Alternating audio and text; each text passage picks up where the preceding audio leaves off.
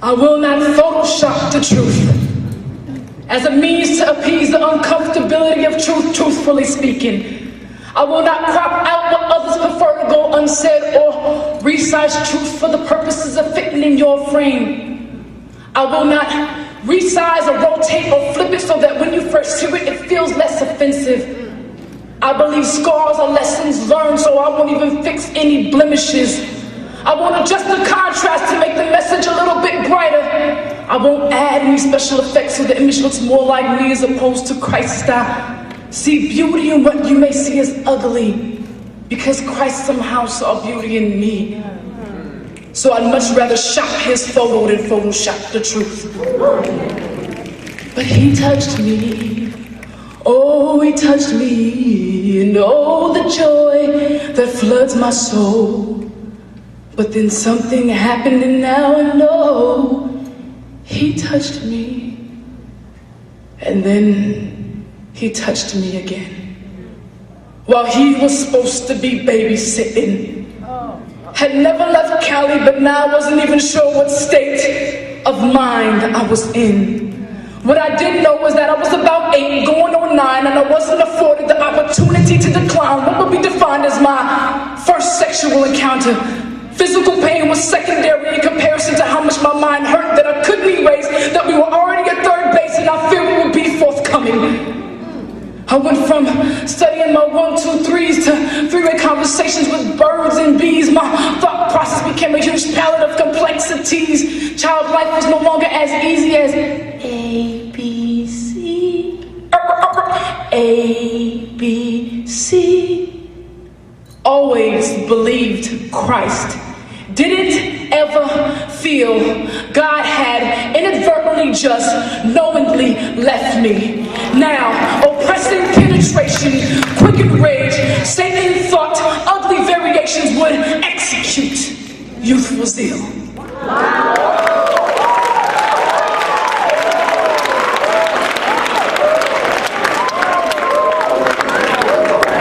But I wanted to know why.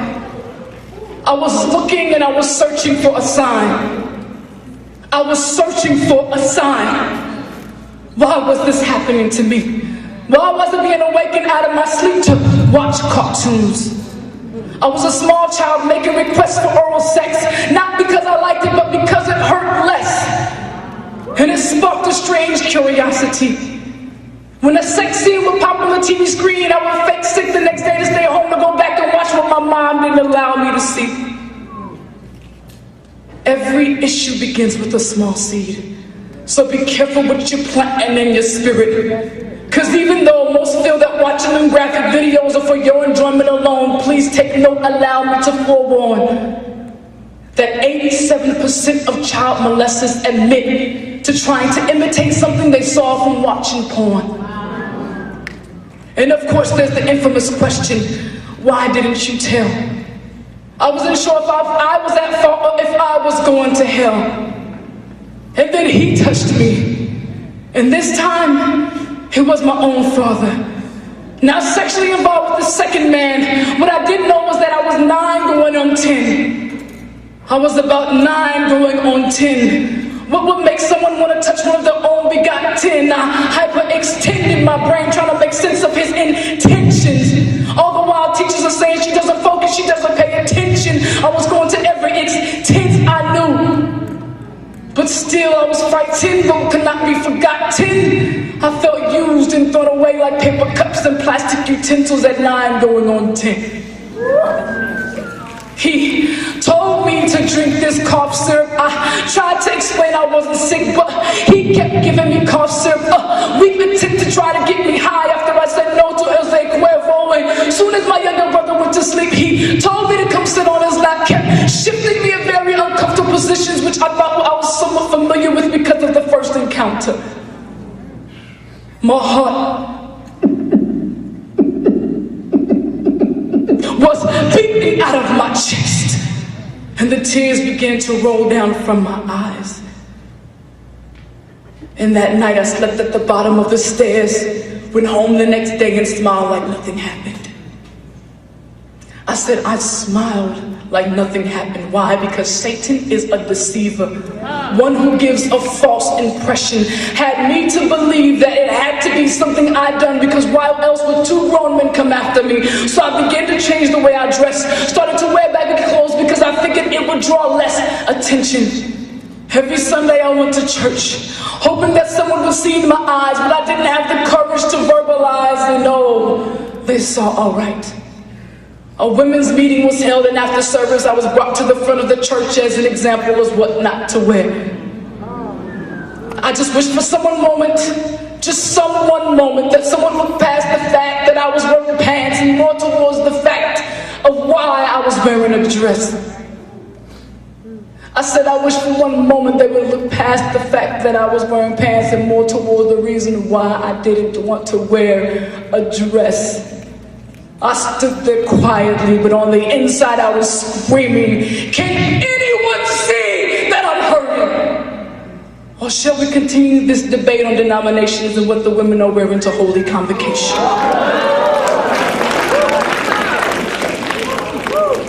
I said Satan is a deceiver, one who gives a false impression. I assumed numbness meant healing.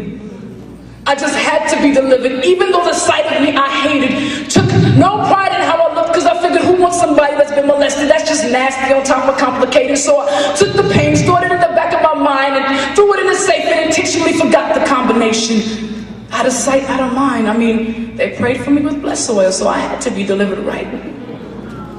Or at least I figured. But years later, it resurfaced, and I experienced a memory trigger. It became obvious that I could no longer put a band-aid on a wound that needed surgery. God had to be looking down like that's not why I allowed it or who I created her to be. I had made a habit of pretending like things never happened, thought I could concoct my own healing remedy, which included reading, praying, and fasting. But the wound was infected and started to spread to every area of my life. All because I didn't want to sign the consent form to go under God's knife. I didn't want the surgery. I didn't want to face reality. I didn't want to answer him. I wanted him to answer me. What kind of God would allow an innocent child to be molested? Will allow me to share with you one of the most beautifulest, ugliest revelations. The same God who sent his own son to die on a cross that most would be ungrateful for, and even more would take lightly, and even more would crucify him again with our actions. And although he had no violence and no deceit was found in his mouth, it pleased the Lord to bruise him? That don't make no sense to us. But his ways are not our ways, and his thoughts are not our thoughts. The glory of Christ is the resurrection, but you can't just skip the cross. You can't skip the suffering of all the souls that he came for that were lost. You can't skip the suffering of all the souls that he came for that were lost. There is light at the end of this tunnel. We don't see the end, but he sees it clear. But some of us are just running haphazardly in the dark due to fear. God has amazing plans for us, but we got hang-ups. We hung up on trying to figure out why. Hung up on why us and why not some other child. Hung up on why we were the ones that had to deal with it, and hung up on why we're not able to forgive. But Christ is the ultimate hang-up. He was hung up for you. He was hung up for me. So enough with the hang-ups, because his hang-up reigns supreme. So, to every little girl and every little boy who felt defenseless, for every man and every woman who feels like the enemy has beaten them senseless, for every single swallowed cry in the middle of the night so that no one would hear, for every face buried in pillows to hide the tears, for every voice that wants to speak out and really tries but gets a knot in their throat every single time, for every thought that the enemy tries to choke with asthmatic breaths of anger, Christ is the breath of life. Let him be your inhaler.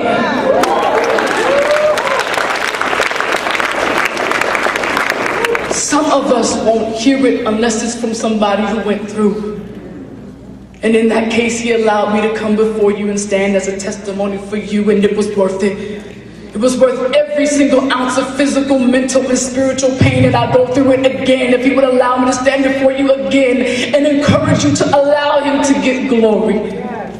Because, like Paul, I reckon that the present sufferings at this current time are just not worthy to be compared with the glory that shall be revealed in us.